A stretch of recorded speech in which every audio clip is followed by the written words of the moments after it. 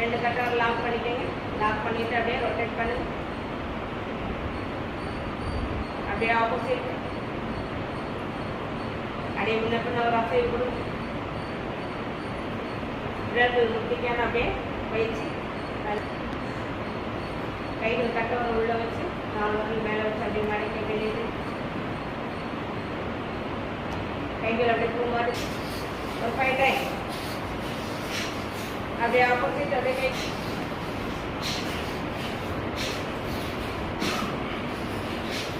கையில் மேலே தூக்கி